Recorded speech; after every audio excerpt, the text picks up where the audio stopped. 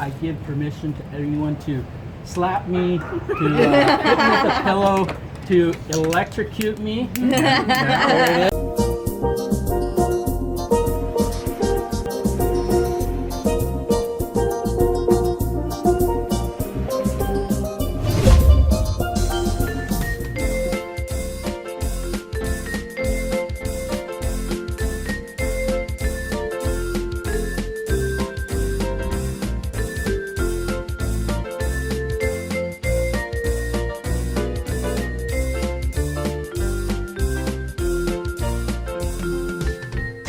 Day 17.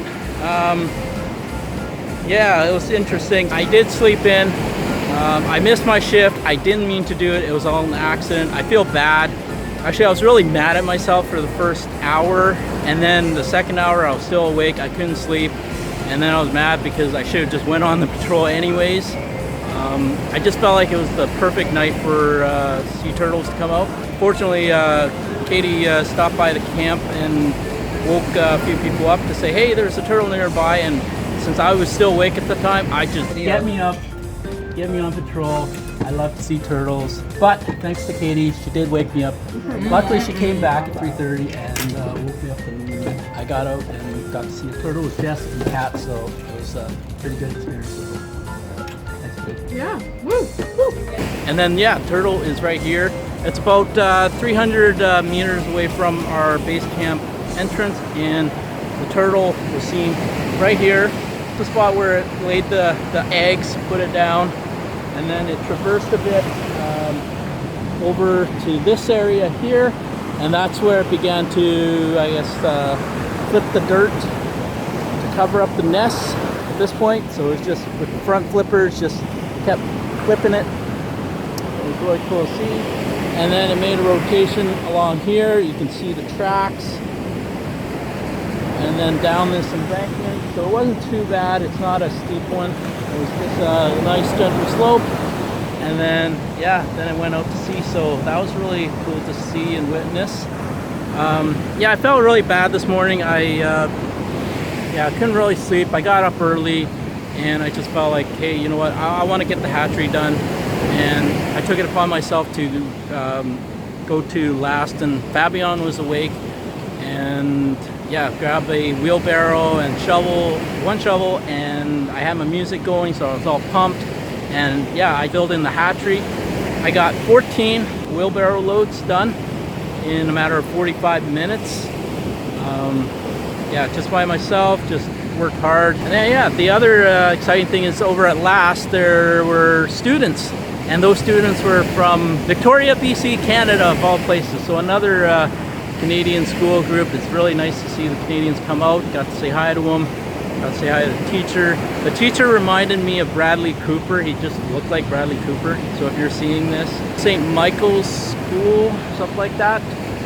Later on this morning, the group, we worked on the hatchery again. We filled in as much as we can.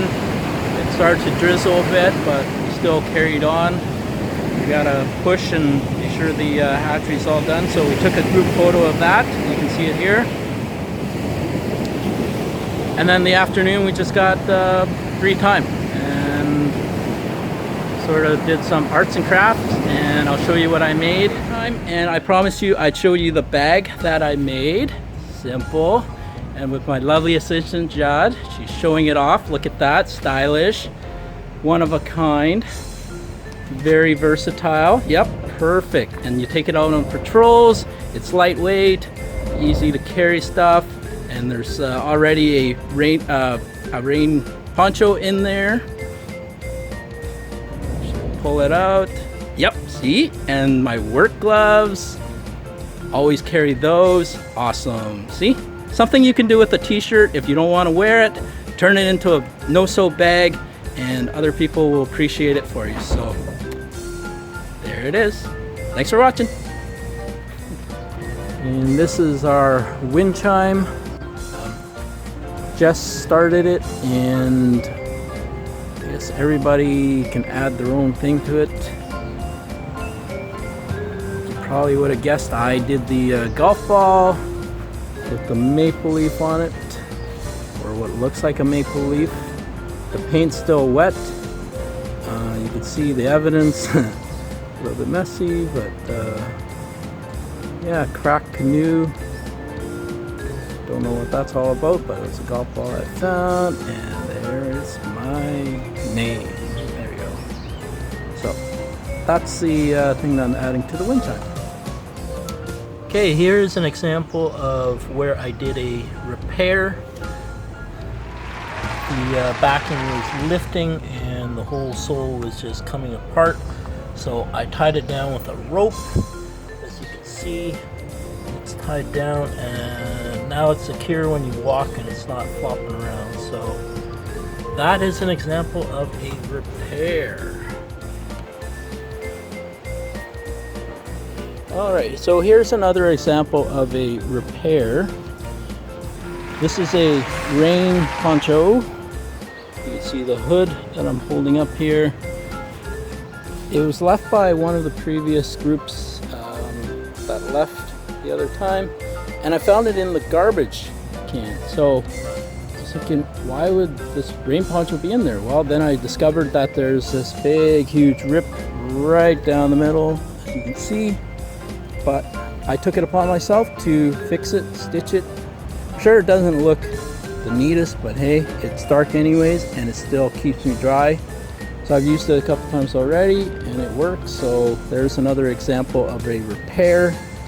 The other 3 R's are reduce, reuse, and recycle. So now I have a repaired poncho. Hopefully it lasts till the whole time that I'm here. So there you go. So yeah, I'm gonna do a double patrol tonight, which means I'm going out at 8, coming back at 11:30 or 12.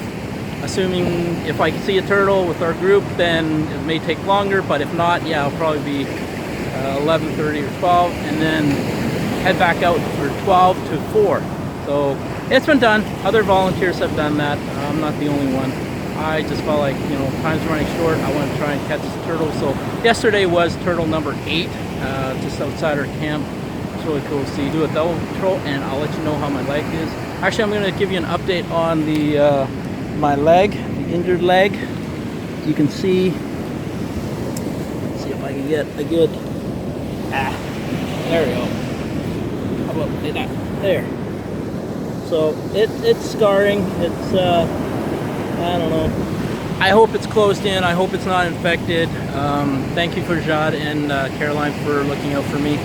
Really appreciate it. I understand your moms are nurses, so yeah, they did a great job. All right, so catch you later.